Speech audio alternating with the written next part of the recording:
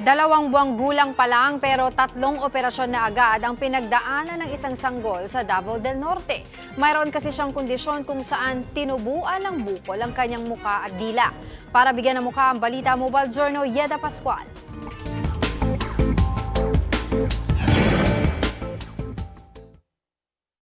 Kapapanganak lang pero sa ospital na halos namalagi ang isang sanggol sa Davao del Norte.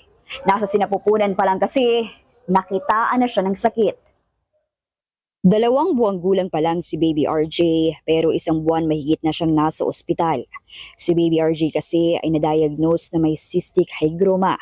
Kadalasan nakikita na ang kondisyon na ito kahit nasa sinapupunan pa lang ang sanggol.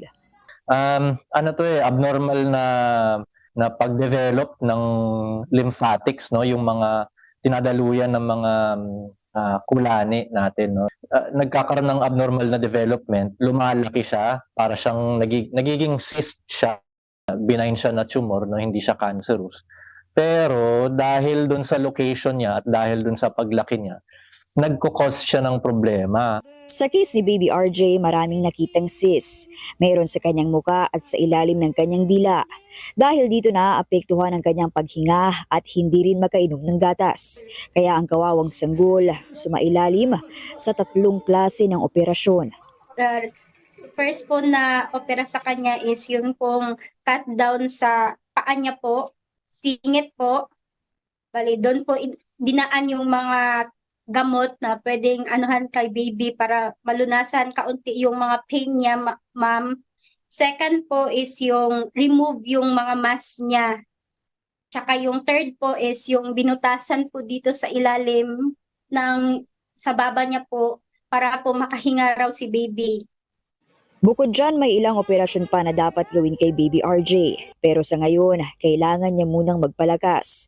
Dahil sa higit 1 buwan na pananatili ni Baby RJ sa pediatric ICU, lumobo na sa 1 milyong piso ang kanilang bill at patuloy pang lumalaki. Kaya nananawagan po ng tulong ang ina ni Baby RJ. Yung utak talaga namin is gulong-gulo. Saan kami kukuha po ng pambayad? Lahat din po, DSWD, Lingap, PSSO, pinuntahan na din po namin. Hindi po kasi kami makakalabas dito sa hospital kung hindi po kami makakabayad din po. So sana po kahit any amount lang po na pwede nyo pong iabot sa amin. Laking tulong na din po yun sa amin. Ako po si Mobile Journal Yeda Pascual na nagpapaalala na ang bawat may karamdaman ay kailangan din ng kalinga. Gusto mo bang lagi kang updated sa mga balita? Aba, ay simple lang. Mag-subscribe ka na dito sa 1PH. I-click mo lang ang subscribe button at notification bell para hindi ka nahuhuli sa mga balitang dapat mong malaman.